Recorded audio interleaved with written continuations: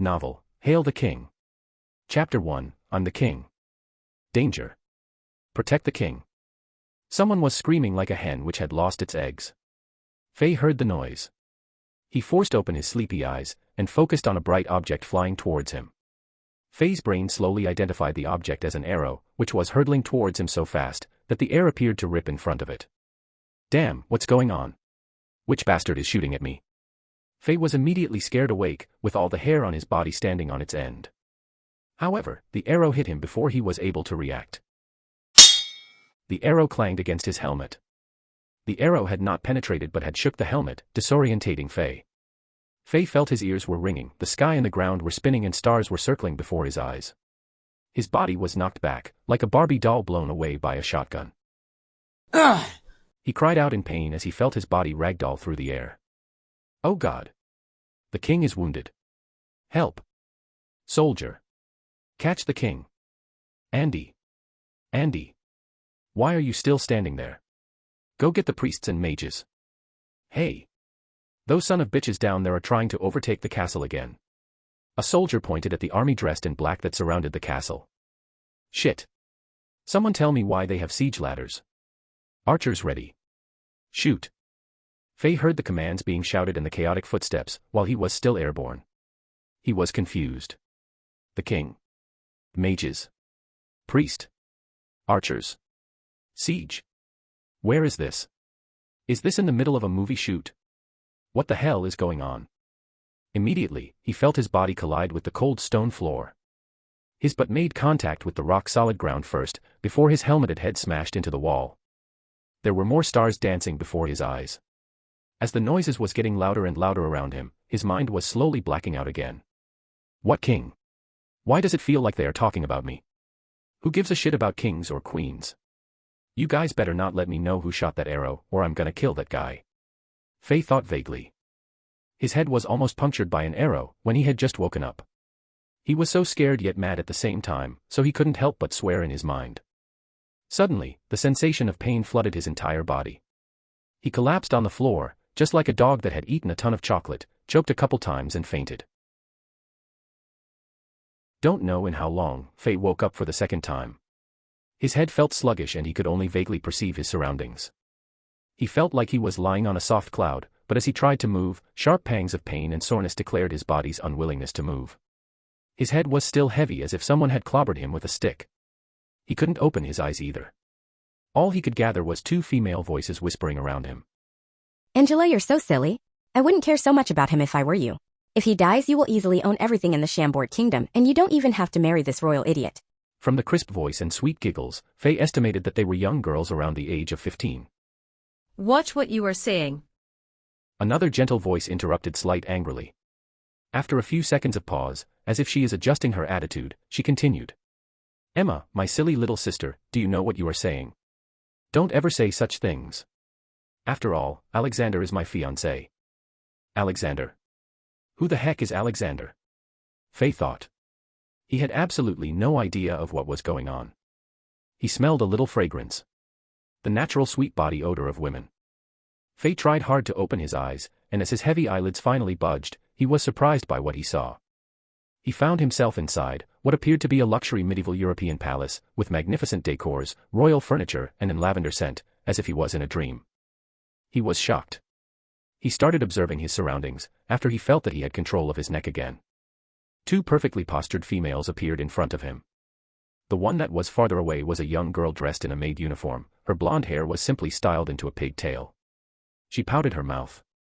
Clearly, she was unhappy to see him awake. She must be the one who didn't care about the Alexander. Fei thought, although she is young, she is too cold-blooded. As his sight moved closer, he realized that he was lying on a dark red, gold-gilded king-sized bed. His head was resting on a soft velvet pillow. A beautiful girl was sitting on the side of the bed with worry written all over her face. Her silky black hair was like dark cloud tied together with a purple string. Her skin was paler than snow and smoother than ice. The violet tunic skirt elevated her curves, making her appear like a goddess that most men would dream of seeing. She was just perfect. Fei coughed intentionally to get their attention. You are awake. The black-haired beauty Angela bent over. Her expression quickly became one of surprise and happiness. Alexander, how are you feeling? Are you still in pain? Priest Evan said that you have to rest properly. I am. What happened? Faye didn't know what to say. Right after he said it, he was shocked. He discovered something unbelievable. Angela was using an ancient and weird-sounding language. Although Faye was a student in the graduate program at a university that specialized in language, he never heard of this type of speech. However, strangely, he doesn't just understand the language, he can speak it as well. Alexander, did you forget? When you were leading the soldiers protecting the kingdom, a sneaky enemy shot you with an arrow. Thank God you were wearing your helmet, or else you might have had to pay a larger price. Angela explained. She gently placed her left hand on Faye's forehead. It wasn't hot. Surprise flashed through her eyes. Great. Your body temperature is back to normal. Priest Evan said that as long as you don't have a fever, everything will be all right. Alexander, you are a brave king. Me. Alexander. King. Faye didn't know what was going on. That's right, our young and brave king of Chambord. It's all because of you. You appeared on the fortress walls just in time and boosted the morale of our soldiers, so they could fend off another wave of attackers from the invading army. Angela said with a smile on her face. Faye felt strange. For some reason, he felt like the tonality of the girl was like a kindergarten teacher, trying to comfort a crying kid. He is no brave king. Emma, the blonde girl, said with a tone of hostility. If it wasn't for General Bizzer's repeated request, Alexander will go up there voluntarily? I remember that he almost peed his pants when he was putting on his armor. Boosting morale? If seeing the king got shot off the defense wall like a moron the moment he got up there counts as boosting the morale, then I guess he did. Although Faye didn't know if what Emma said was true or not, he didn't have time to figure that out. His mind was messed up. What the hell? Didn't I got smashed by something on the head at the doorstep of my apartment? Then when I woke up, I'm at this Chambord kingdom that I never heard about and I'm the King Alexander. And this beauty in front of me is my fiancée. Faye gave himself a few taps on the forehead. Is this a prank? Or am I in a different universe? Faye thought. This doesn't seem like a prank. The beauty of Angela is out of this world, who would pay her to prank me? And that Emma is super cute too.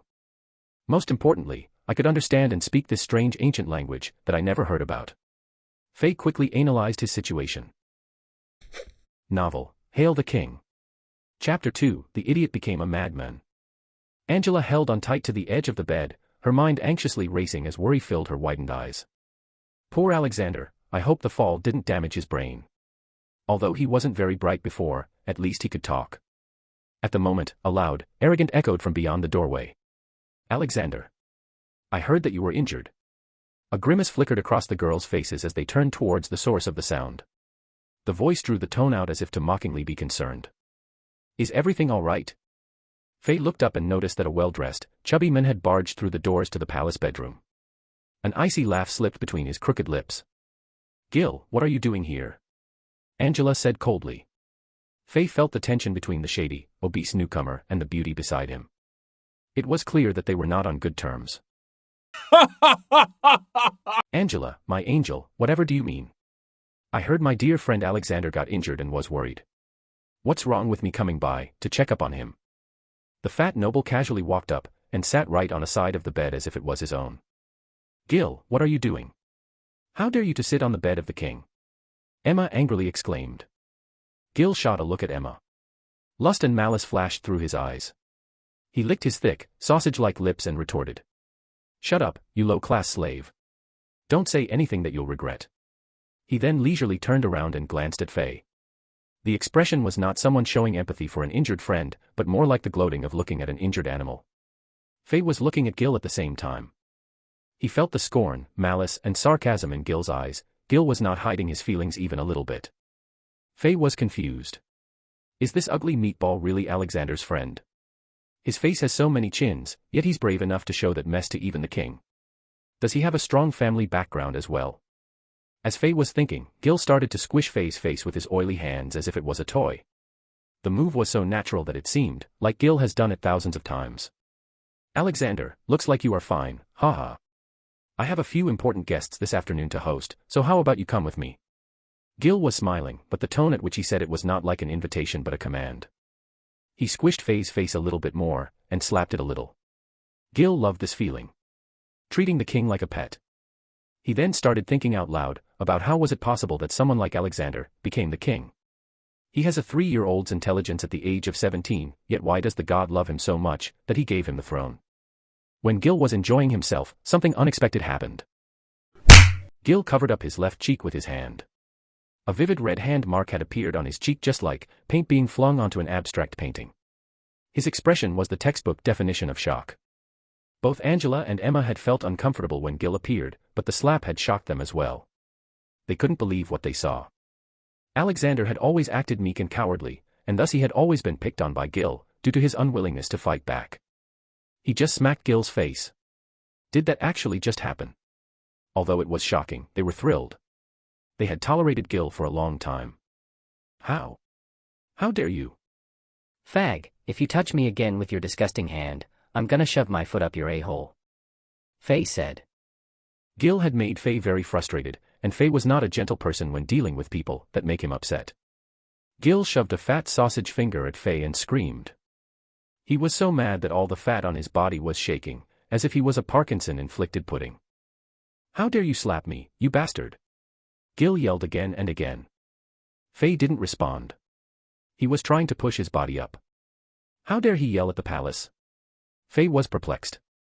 None of the king's guards showed up like they were supposed to. Could he really be someone that important that a king can't punish? As Faye was thinking, Gil had made a mad decision. He pounced at Faye, seeming like he wanted revenge. Stop it. Angela commanded. Gil, you are just the son of a minister, how dare you do such a thing? No matter what Angela was shouting, nothing affected Gil as he kept his eyes locked on Faye. Angela and Emma tried their best to protect Faye by pulling on Gil's robes. However, there was no way the both of them were any match for Gil. Frustrated, Gil slapped Emma across her face. The force sent her back a couple yards. Her pretty face was swelling up on the cheek as tears filled her eyes. Gil grabbed Angela by her wrist next and pulled her towards him. He lowered his head onto Angela's neck. He sniffed a couple times enjoyably and pervertedly said, "Beautiful Angela, this retarded Alexander is never going to be good enough for you. Look at him, he doesn't resemble anything of a king. He had made a mess of Chambord Kingdom after just inheriting the throne. Angela, how about becoming my woman?" He was holding tight onto Angela's wrist. The warm and smooth sensation of her body broke down the last bit of his reasoning. He forgot he was inside the king's palace, and Angela was the future queen. In the momentum that came from his loss of sanity, he tried to kiss Angela's lips forcefully. Suddenly, a metal helmet kissed his forehead instead. But with that amount of force, it was more like a smack of a hammer. This attack was so sudden that Gil didn't even see it coming. Surprised at the blood gushing out of the wound, he screamed as he fell back and let go of Angela's wrist. Angela once again witnessed something that she thought wouldn't happen in this lifetime and was speechless. As Faye picked up the helmet off the ground, he sneered, "How dare you touch my woman, you fat bastard? How dare you touch the king? I'm gonna beat you until you become quadriplegic or, I swear to God, I'm not the king."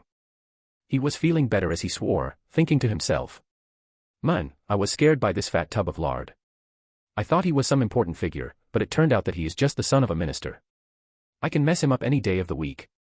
It was dead silent in the royal bedroom. They could hear the sound of a needle dropping onto the ground. Although there were already many times Faye's actions had shocked both Angela and Emma, this time, they sensed that something was different. It is not possible. How could it be? They stared at Faye. It feels like the 17-year-old retard Alexander who listened to Gil all the time has changed.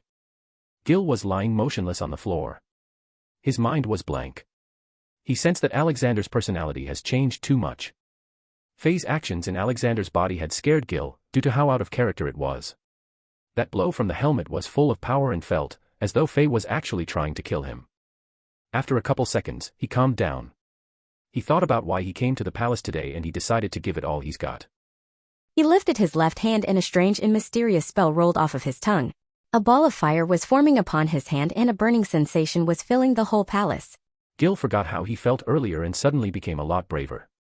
He mocked at Faye, "You, the king. Ha. Except yourself, who do you think considers you as our king in the entire Chambord Kingdom? How dare you hit me?" Alexander, prepare to feel the wrath of a prestige mage. Faye was still posing in a brave posture trying to impress Angela and Emma. But when he saw the fireball forming, his pupil contracted a little. Mage. Holy shit, this dumb fucker is a mage? Looks like he's got some skills. What should I do? Man, I shouldn't have made that decision under impulse. If I knew this, I would have tried to talk him out of it rather than using force. Faye was trying to think of a solution to this hot mess. He looked at the burning fireball on Gil's hand, and the dented helmet in his hand and thought, what the hell is this? If we are going to fight, at least give me a sword or some sort of weapon. He thought for a few seconds and started yelling, guards. Guards. Assassins. Someone is trying to assassinate me. That's no use. Gil laughed as he flicked his hand and the red-hot projectile flew toward Faye's face like a bullet. Novel, Hail the King. Chapter 3, Don't Ever Do That. Angela screamed. As the flames grew in Gil's hand, she frantically looked for ways to stop him. However, it was all useless. Shit. Faye couldn't do anything else but to try to block it with the helmet he was holding in his hand. Boom. The fireball collided with the helmet, producing a burst of sparks and smoke. The helmet had turned red hot and splattered as it started to melt. Faye smelled burned flesh. He rushed as he tried to get the melting metal helmet off of his hand. Although he acted as fast as he could, the layer of skin on his inner palm had burned off already. The fireball appeared to have run out of energy, fizzing and finally became extinguished. Faye didn't have time to relax as he immediately saw another fireball forming upon Gil's hand. Judging from Gil's sweaty face, it was obvious that he was concentrating extremely hard to finish Faye off with this one. This time, Faye had nothing to block it with. This is not fair. Faye yelled, I challenge you to a wrestling match. Didn't your parents teach you that kids playing with fire will pee their pants? What? Angela and Emma were shocked speechless. Since was there such a saying? Looks like Alexander is still an idiot. Both of them thought disappointedly. However, what they didn't notice was that Faye had slowly moved to the other side of the bed, and managed to pick up the cuirass that he wore on the walls. He hid it behind his back as he slowly inched his way back towards Gil. Just wait. Once you get in my reach, I will teach you a lesson in place of your parents. Faye calculated the distance between them and was preparing to use some sneaky and dirty tactics to deal with Gil. But pee your own pants. Gil was furious. He was not going to hold back his wrath of a prestigious mage. He made up his mind to punish that retard king for what he did. The second fireball was flung towards Faye. Angela reacted fast. Although she so scared that her face paled, she made up her mind to save Faye by blocking the fireball with her body. Seeing Angela suddenly appear in front of Faye, Gil went into shock and tried to retrieve his fireball. However, it was already too late. Faye reacted immediately, shit. Without thinking, Faye grabbed Angela's shoulder and pressed her against his chest as he turned his body around. He felt the heat scorch across his back. Shit. I'm gonna die. At very moment, a big hand appeared out of nowhere and grabbed the fireball. It gave it a light squeeze, completely indifferent to the extreme heat radiating off of it. Faye watched with wide eyes as the fireball that could melt a metal helmet collapsed like an ice cream in a hot summer day. Hope was restored to Faye as he let go of Angela. A master, he thought. At the same time, the Gil's face froze. He stared at the men who appeared in the palace, his face turning paler than flour and his body starting to shake uncontrollably. Like a mouse that saw a cat, Gil was so scared that his voice turned into a completely different tone. Mr. Lampard, why are you here? Gil started sweating like crazy as he tried to explain himself. This, Mr. Lampard, didn't even look at Gil. He turned around and slightly bowed to Angela respectfully, and then looked at Faye coldly and said, Alexander, your majesty. Faye took a detailed look at this master. In front of him stood a handsome, 6'5" Caucasian man. With hair so red and vivid, it looked like a mane of burning fire. What stood out the most was the huge 5-foot-long sword he was carrying on his back. It was as black as coal and looked to weigh about 200 pounds. The thing that confused Faye was that, although this master was strong, his face was a bit pale. Faye guessed that he may have been injured in the siege. Faye also felt strange. Lampard saved him, but he wasn't very friendly towards him. Faye sensed a little bit of sad and hopelessness in his stares. Faye didn't know who he really was, so he just nodded in response. Mr. Lampard, can I go now? Gil was extremely scared. Lampard didn't even look at him. Go. Aren't you going to explain your offensive behavior towards the king? Explain. Well, you know, I was only joking. Yeah. Joking. You know I had grown up with him, right? I just didn't control my magic properly. I'm only a novice mage, not even a star rank. Gil quickly found an excuse. He was bullshitting so fluently that he almost believed in what he was saying. As he was spewing out excuses, he sensed a cold stare as sharp as a blade on his neck from Lampard.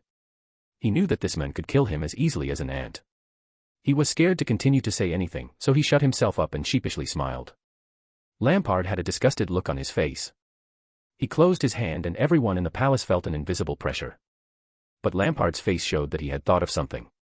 He hesitated a bit, then opened his palm again and the pressure was gone. "Get out of here. There's no next time," Lampard said as if he was shooing away a fly. Okay. Gil was relieved like a prisoner who received death penalty just got a pardon. He exhaled rapidly and bowed down to the tall man carrying the sword. "Wait." As Gil was preparing to leave this place, Faye suddenly stopped him. Gil looked at Lampard, but the old man didn't say a word. He had to stop and listen to what Faye had to say. Faye gave his widest smile as he got closer and closer to Gil. He casually put his hand onto Gil's shoulder.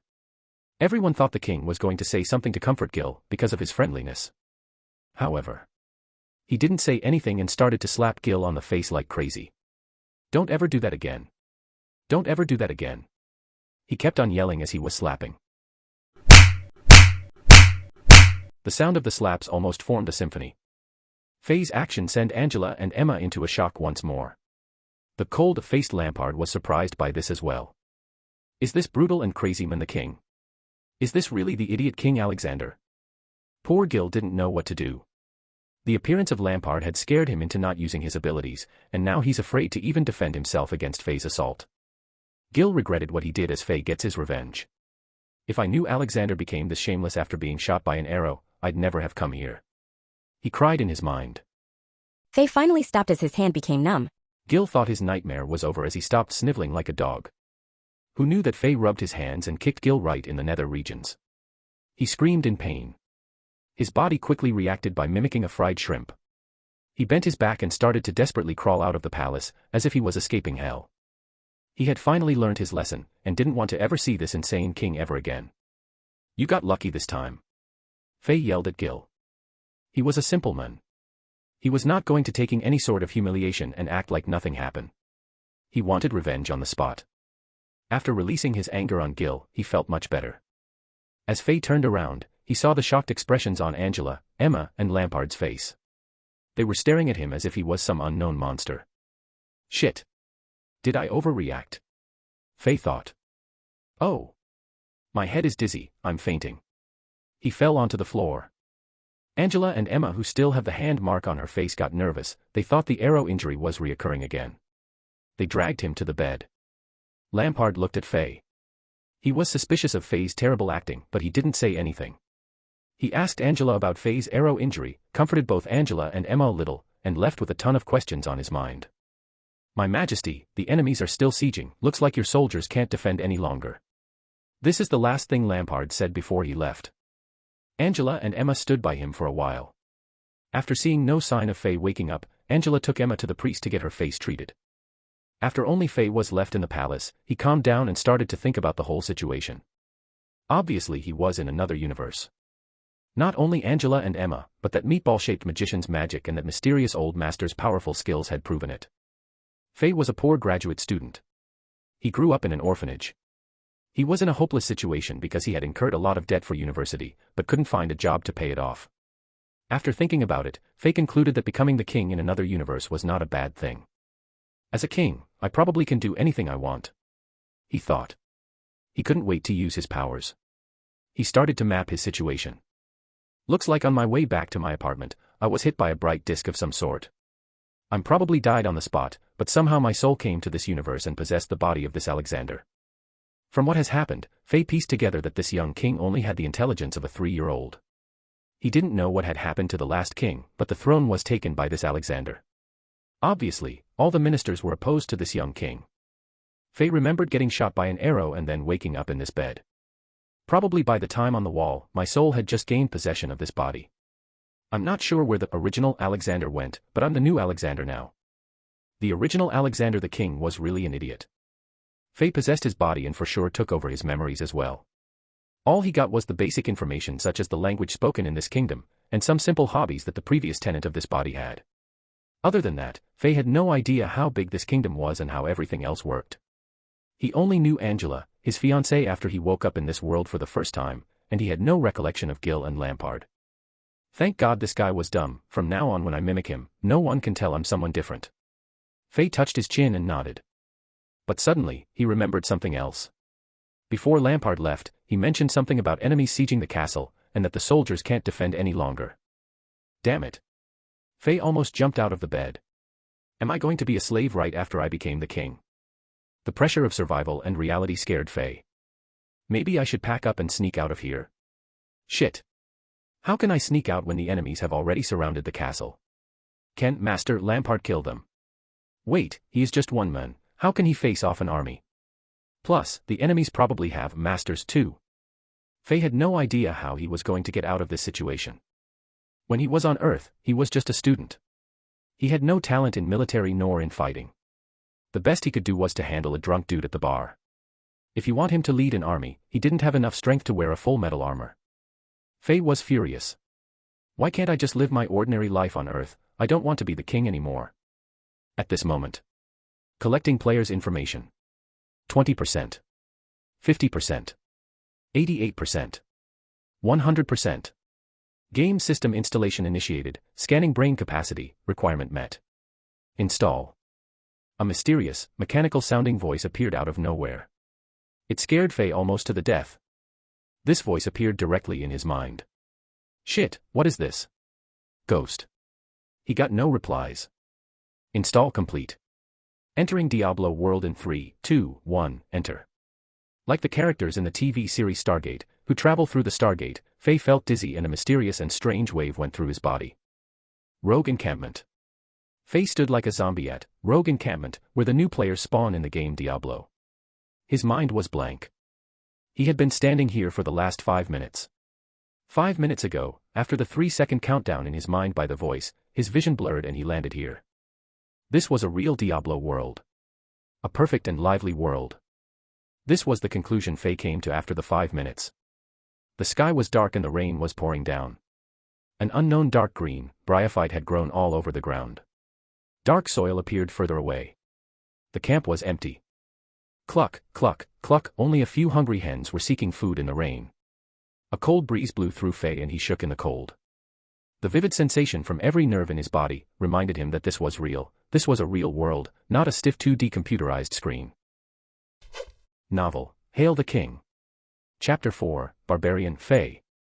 Why am I here? What happened? The recent events left confused Fei even more. The only thing he knew for sure was that he had magically appeared in this Diablo world, after that mysteriously cold voice read off some familiar loading screen lingo. Looking around, Fei saw that he had become a barbarian, which Fei recognized was one of the game characters.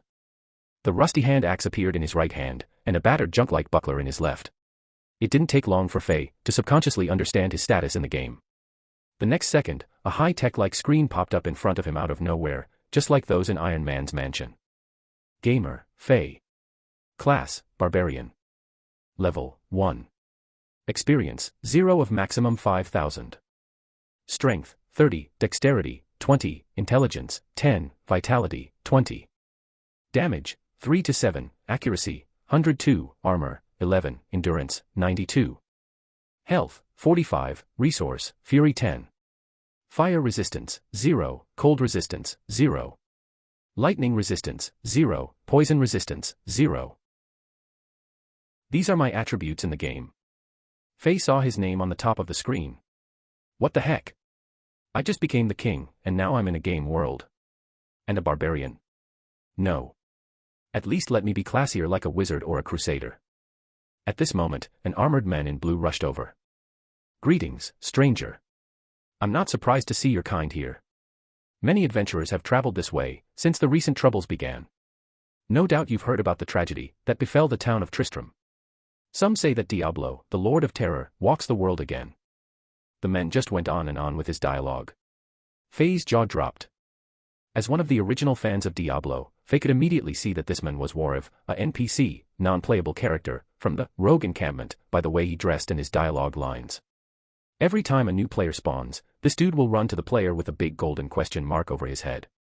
Fei observed him while listening to his lines. Neither his movement nor his facial expression felt like an NPC. If Fei didn't recognize this man, he would have thought that Warov was a real person. Even the heat that he exhaled while speaking turned into a white fog in this cold air. Fei even felt the moist sensation from it. I'm not sure if the NPCs in this world have any intelligence. After Warov finished his long speech, Fei purposely asked a few questions. Hey, what's your mother's maiden name? What street did you grown up on?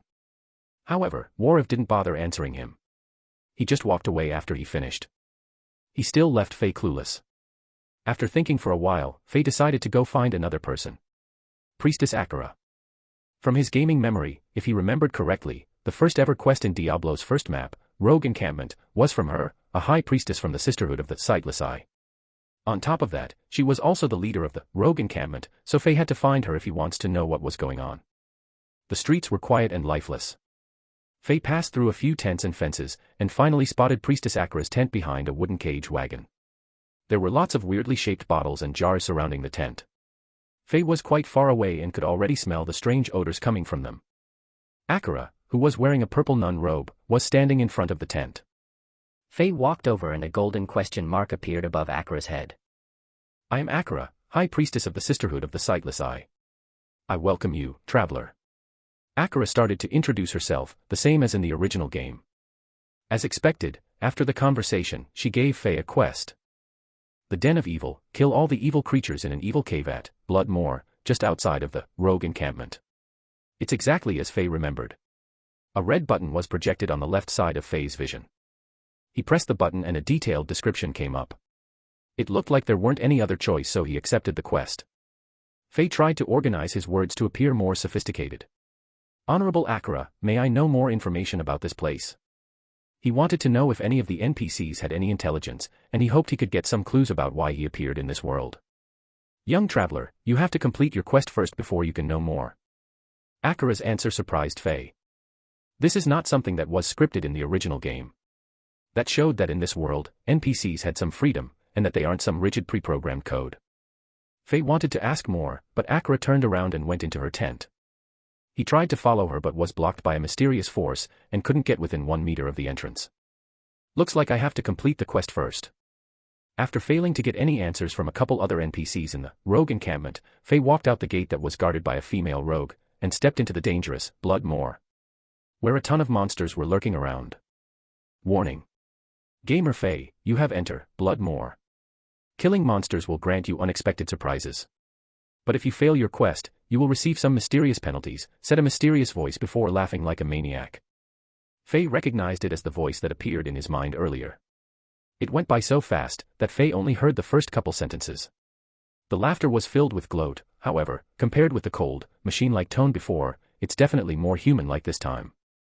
After 3 hours, Fei chopped the 20th quill rat with his axe. A white beam of light came down from the sky and embraced Fei. Level up.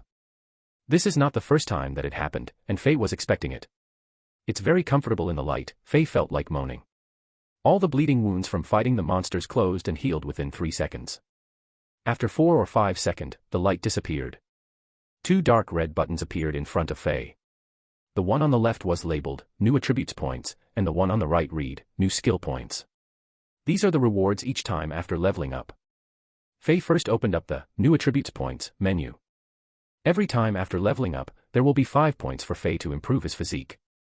He distributed 3 points to Strength, and 2 points to Vitality, without thinking. Those were the primary attributes of a barbarian. He then opened up New Skill Points, and distributed the 1 point he got from leveling up to Weapon Mastery. Fei is now a level 5 barbarian. All the 25 attribute points were distributed to Strength and Vitality. Out of the 5 skill points, 3 were distributed to Weapon Master, and 2 to the Warcry skill, Howl. The reason he did it is because this is a real world. As a player, Fei gets injured and wounded from fight the monsters. He doesn't just lose health, he felt 100% of the pain as well. What is worth mentioning is that everything in this world is real, even the monsters. They are not programs nor codes. Their screams, spewing blood and chopped up bodies were irritating Fei's nerves every second. Novel, Hail the King. Chapter 5, Quest completed. Fei had quickly acclimatized to the situation. He had gone from being so nauseated from the gore that he was throwing up after killing the first monster, to becoming cold and indifferent despite the carnage that was left in his wake. All the heated monster blood on Faye's body made him feel like he was enduring a test from hell. After only a couple hours, Faye had become used to this. He was almost turning into a cold-blooded killing machine. This game existed literally for the purpose of killing. It was so real. Even the painfulness and soreness in his muscles.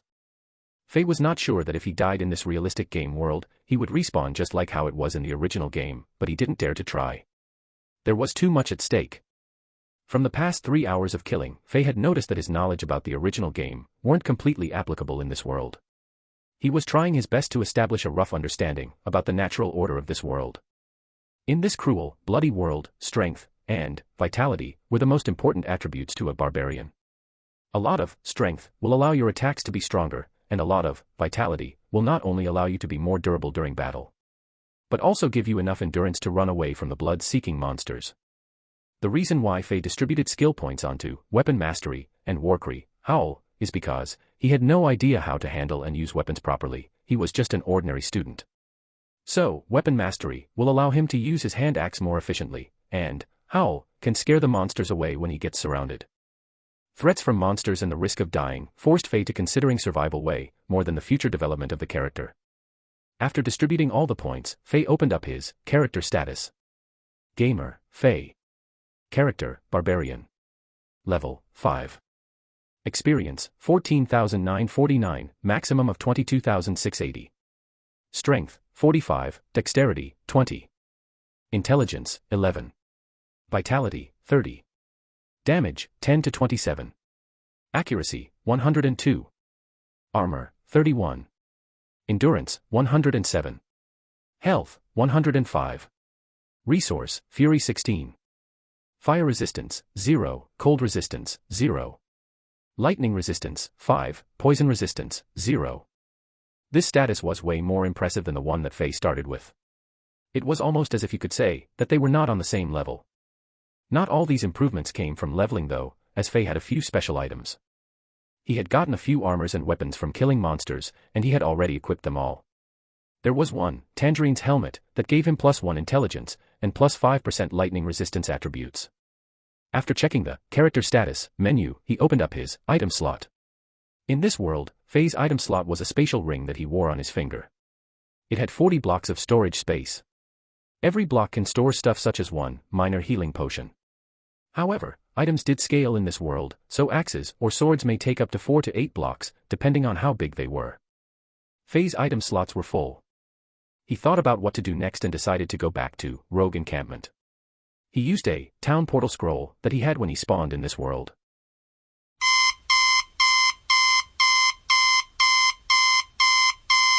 A 3-meter-high, blue lighting oval appeared with a slight buzzing noise. Faye hesitated a little bit and stepped into it. As Faye expected, he stepped into the Rogue Encampment when left the portal on the other side. Suddenly, he felt nauseous. He felt as though he had just stepped off a particularly fast roller coaster that involved a lot of twists and loops. Faye closed his eyes for a few seconds to get over the portal sickness. After sitting down and regaining his bearings, Faye looked around and found Priestess Akira. This high priestess was not only a source for quests but also a crafty merchant. She sold slaves and potions for battle, as well as scrolls and keys. Faye wanted to prepare really well for his first quest, Den of Evil, so that he would not get himself killed by the monster in the evil cave. From what he could remember, there was a zombie boss called Corpse Fire in there. Although finding out what has brought him into this weird world was important, he at least needed to survive until he could find out. Faye sold all the items such as gloves, broken wands and spears, the stuff he got from the monster, but didn't need, and got roughly 800 gold. Plus the gold he looted directly from the monsters, he had a total of 1,400 gold. He put all the money into good use and bought some items from Akira. A double axe with a damage rating of 6 to 15, and a suit of leather armor with a defense rating of 13. He equipped both of them and bought a couple bottles of minor healing potions, 4 town portal scrolls, and 3 identify scrolls for identifying the weapons and armors that he will get from the monsters. Faye felt a reassuring increase in his strength and power, originating from his new weapon and armor. He confidently returned to the portal that was created by him earlier.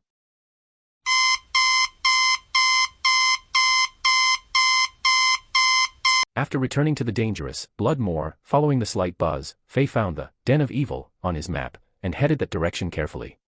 After looking at the situation within the cave, Faye thanked past Faye for his cautious preparations.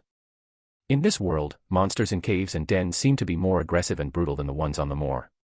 There were not only quill rats, zombies, fallen shaman and vampire, who could cast fireballs, which were common monsters that Faye saw on the moor. But also this monster called Gargantuan Beast, who looked like an ape.